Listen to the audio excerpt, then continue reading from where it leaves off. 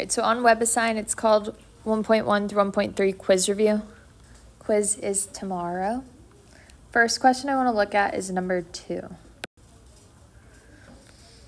So a lot of the first few questions are similar. It's just determine whether the function or whether the equation represents y as a function of x. Gives us the answer here. So for number 2, it's no, because y is squared. So if y has an even exponent, then it's not a function. So if I had something like y to the third power, would y to the third power be a function? Y to the third power is a function because it has an odd exponent.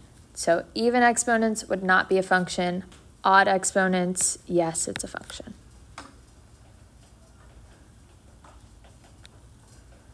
What about for number 3? We have the absolute value of y. What do we think?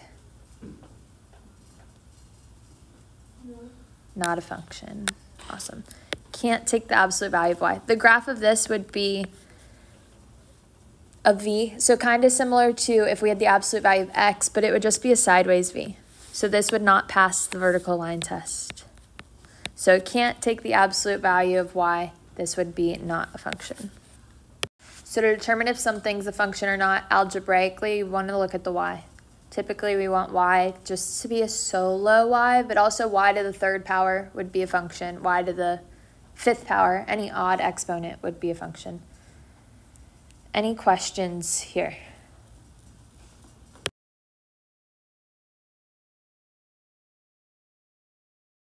All right, next let's look at 7. We're going to evaluate the function. So here we just want to take the number that's in our parentheses, that's that placeholder. We're going to plug that into x. So we have f of -5. So I'm going to plug -5 into x. -5 plus 5 plus 2. So it'd be the square root of 0 plus 2. And what's the square root of 0? And 0 plus 2 would be 2. So f of -5 is 2. Next, let's find f of 4.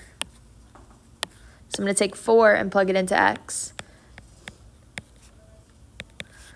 So the square root of 4 plus 5 plus 2. So square root of 9 plus 2. What's the square root of 9? And 3 plus 2, 5.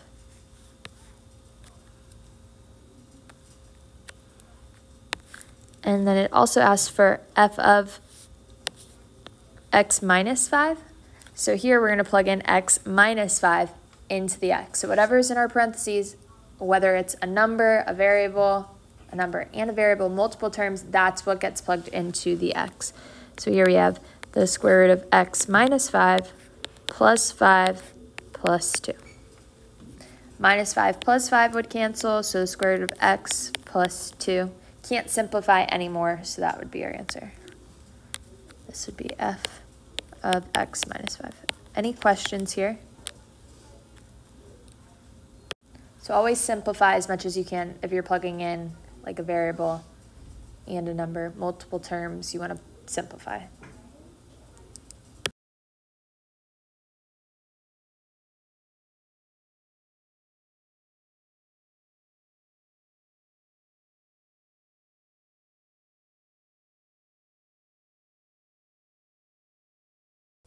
Next, let's look at 14. Use a graph of the function to find the domain and range of f. So here, we're going to pretend that these have arrows, that they go on forever. On the quiz, it'll be specific if it's a closed circle or if it's an arrow. So looking at our graph, what would our domain be?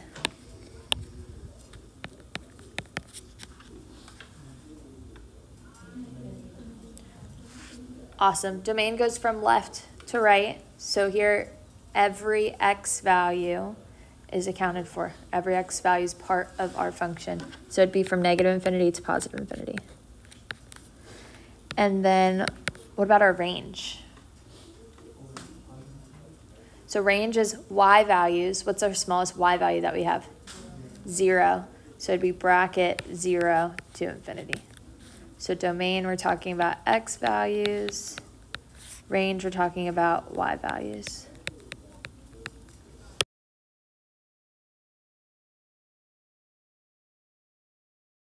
Next, let's look at 18. We want to find the zeros of the function algebraically.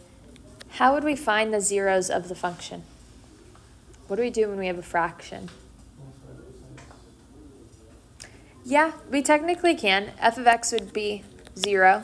We could multiply both sides by our denominator, but ultimately we only care about the numerator. We just want the numerator to be equal to 0.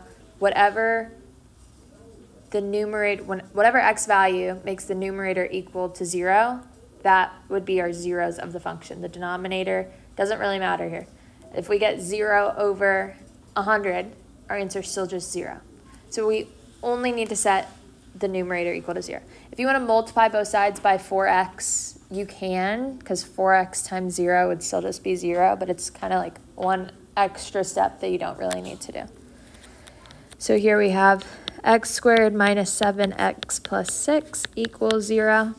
How would we solve this? Factor. What are two factors of 6 that add to negative 7? Negative 1 and negative 6. So x minus 1 and x minus 6 equals 0. So what does x equal? 1 and 6. Awesome.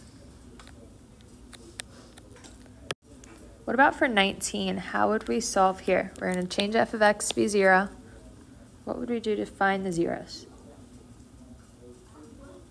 Group them. Awesome. Whenever we have 4 terms, you want to solve by grouping. So we're going to group the first 2, group the second 2. What's the GCF from our first group? X squared. When we take out an x squared, we're left with x minus 2. What's the GCF from our second group? Just 16? Negative 16. You want to take out that negative 16 because we need what's inside of our parentheses to be exactly the same as the first one. So when we take out negative 16, we're left with x minus 2.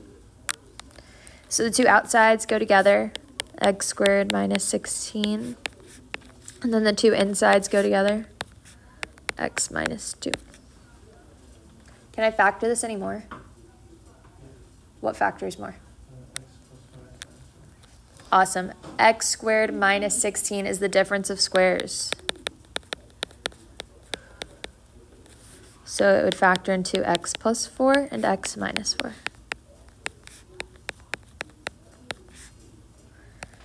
Now that we factored it all the way, we can set each piece equal to 0. So what does x equal?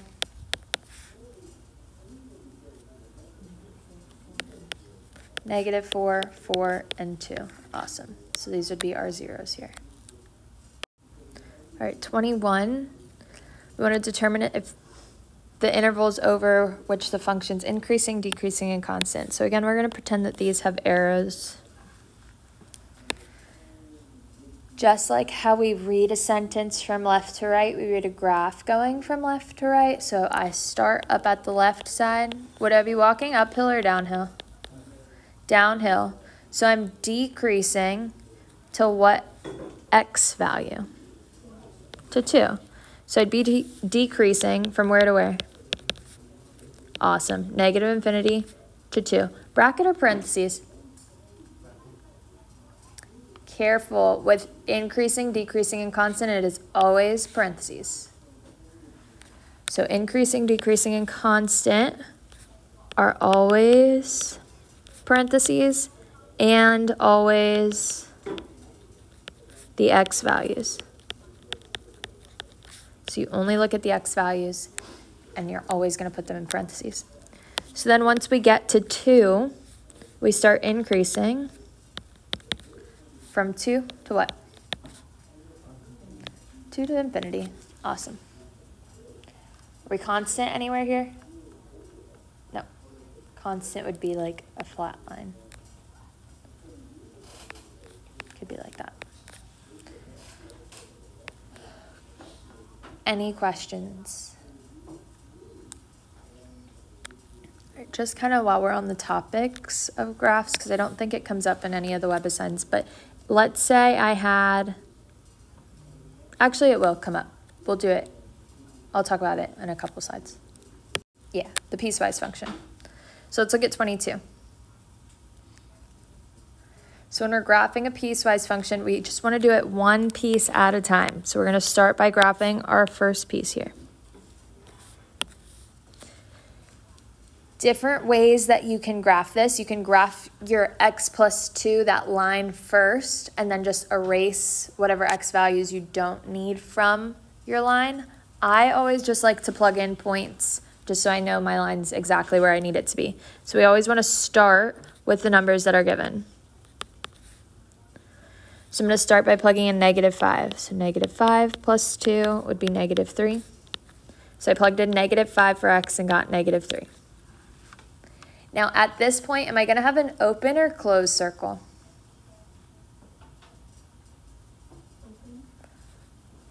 If it is less than or equal to, closed circle.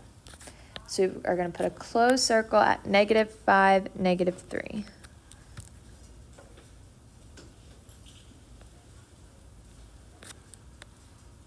Now we want to figure out, yes. Are we going to graph on the quiz right now? Most likely, yes. We want to figure out where exactly this line is going. So let's plug in another number. What could I plug in next to show us what the line does?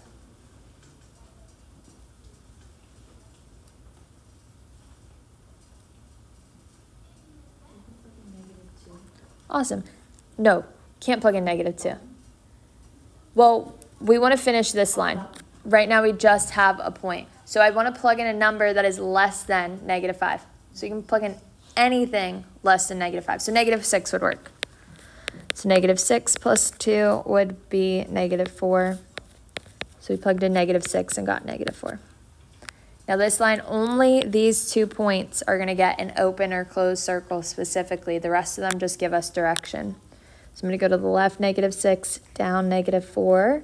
We start at our first point and we go through the second point that we picked. So that would be our first line, our first piece of our graph. Now let's move on to the second piece. What do we want to plug in first here?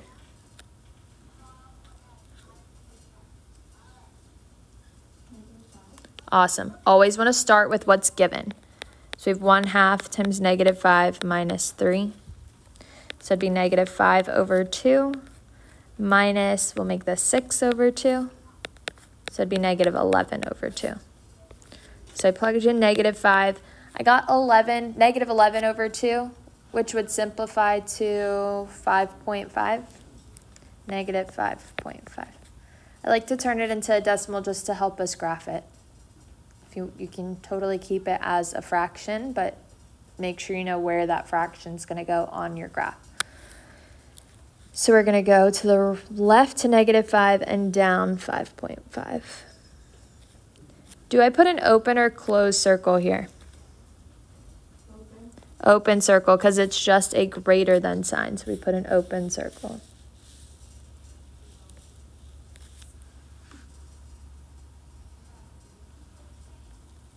Now I need to figure out what my line is doing from here. What would I plug in next?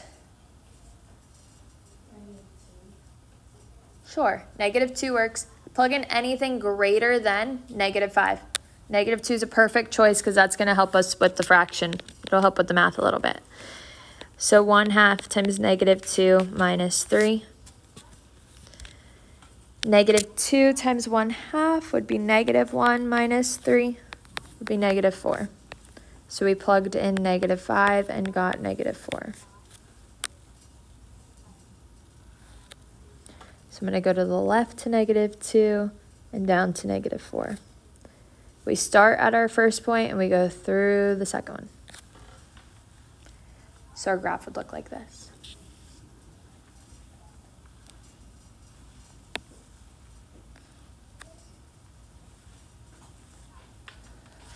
Just for extra practice, what would our domain of the graph be? Awesome, all real numbers. Our graph goes to the left to -infinity and to the right to positive infinity. And here we have a point at -5. Even though there's kind of like a gap in our graph, it's not continuous, but we have everything going up to -5 and then everything after -5. So it would be all real numbers from negative infinity to positive infinity. Yes. So if the top line was an open circle, would you have your domain as -infinity to -5? Mm-hmm. Yeah, so if this was an open circle, it would be from negative infinity to -5 and from -5 to infinity. Good question. So if that was an open circle, what would our range be?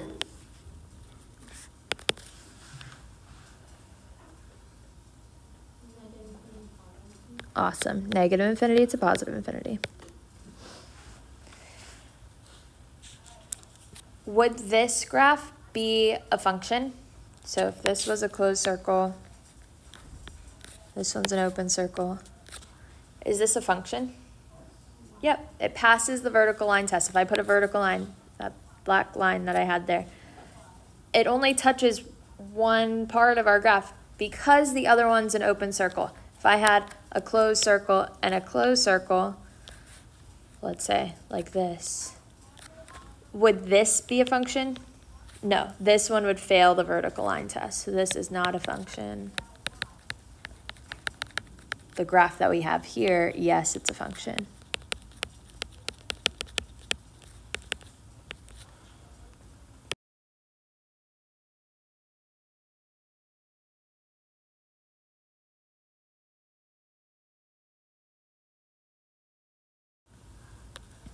Next, for 24, we want to determine whether the function's even, odd, or neither. So there's a couple different tests we can do to determine if our function's even, odd, or neither. You can plug in a negative x. If you get the same as the original, your function's even. If everything in your equation changes signs, so if it's the opposite of your f of x, then it would be odd. And if it's not, like if one thing changed its sign, the other thing didn't, then it would be neither. Or you can plug in a number and its opposite. If you get the same answer, it'd be even. If you get opposite answers, it's odd. If you get different answers, it's neither. So you can do either way. If you like to plug in negative x and work it out algebraically, do it that way. If you like to plug in a number and work it out mathematically, you can do it that way too. What do you want to do here? You want to plug in a number or plug in negative x? Any suggestions? Let's plug in a number. Any number, it has to be a number greater than 1. Is there any number specifically you want to plug in? Sure, let's plug in 2. So we're going to plug in 2 and -2. So we have 2 times the square root of 5 minus 2 squared. So 2 times the square root of 5 minus 4. 5 minus 4 would be 1. What's the square root of 1? 1. And 1 times 2 would be 2. Let's plug in -2 now. So -2 times the square root of 5 minus -2 squared. So -2 times the square root of, this would be 5 minus 4. -2 times the square root of 1. We said the square root of 1 is 1. -2 times 1 would be -2. So I got the same number but opposite. What does that tell us? Even, odd, or neither? Odd. Awesome. Yes? If you get the same number, it's even?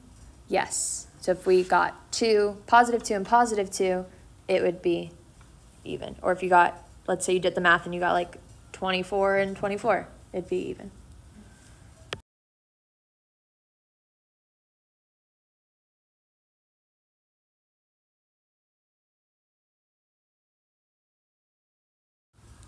Next, let's look at 28. It says considering the following.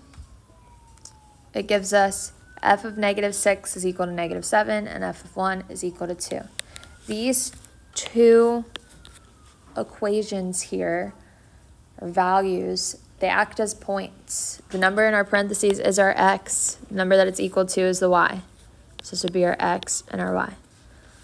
So it asks us to write a linear function. We got to come up with the equation of a line. So we're going to use our points. What does our equation of a line need? What do we have to find first? Slope. So we're going to use our points and plug it into the slope formula. So I'll call it x1, y1, x2, y2. Our slope formula is y2 minus y1 over x2 minus x1. So 2 minus negative 7 over 1 minus negative 6. This would be 9 over 7. So this is our slope. Now we kind of did this, I think in the last chapter, where you can either do point slope form because we have a point and the slope, or you can plug it into slope intercept form and find b. So either way works. You'll end up with the same answer. I'm gonna do you guys want to see one way or the other? Point slope form? Sure, let's do point slope form. So y minus y1 is equal to m times x minus x1. I'm going to use the second point as my x1 and y1 just because the numbers are smaller. So I think it's going to be easier. So y minus 2 is equal to 9 over 7 times x minus 1. You could leave it in point slope form. WebAssign probably marked it wrong because it probably wants the answer in slope intercept form. If it didn't specify on a quiz or test, I would say leave it in whatever form you want. But if it asked it for the function in slope intercept form, make sure you put it into the y equals mx plus b form.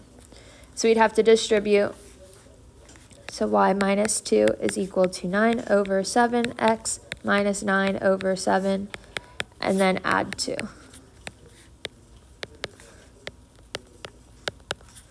So I can make this 14 over 7, and that would give us 5 over 7.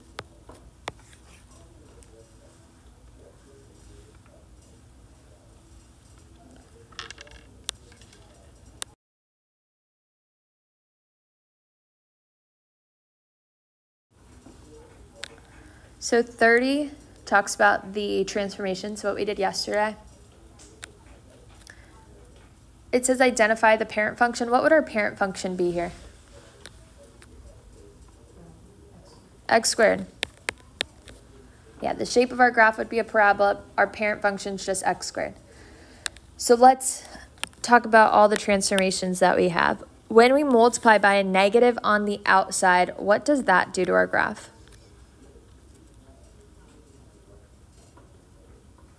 What type of transformation is it when we multiply by a negative on the outside?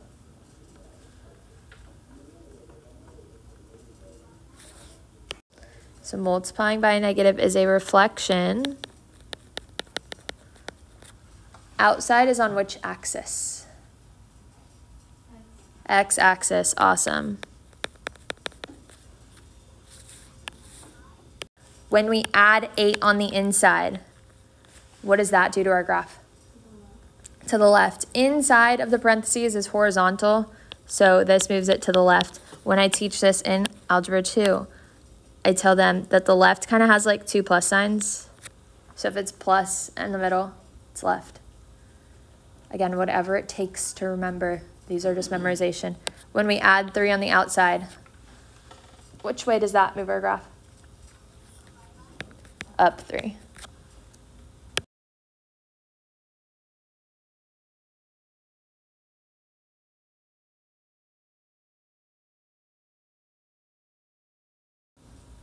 $32.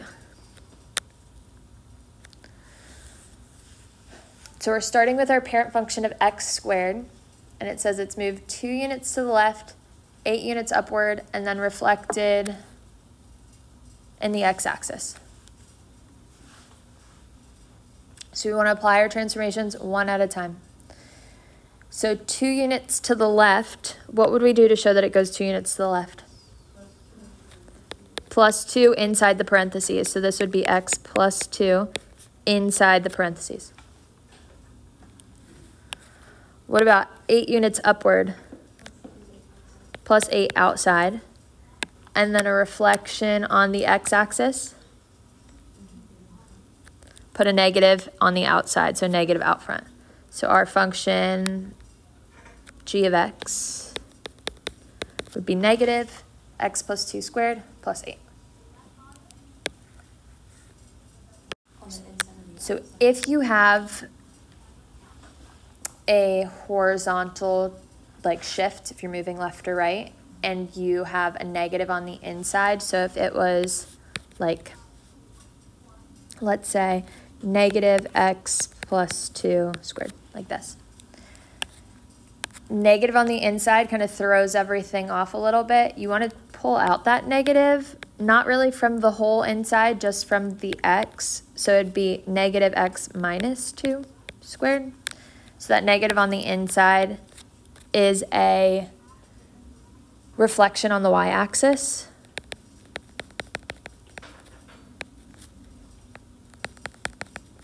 And then the minus 2 would move it to the right too.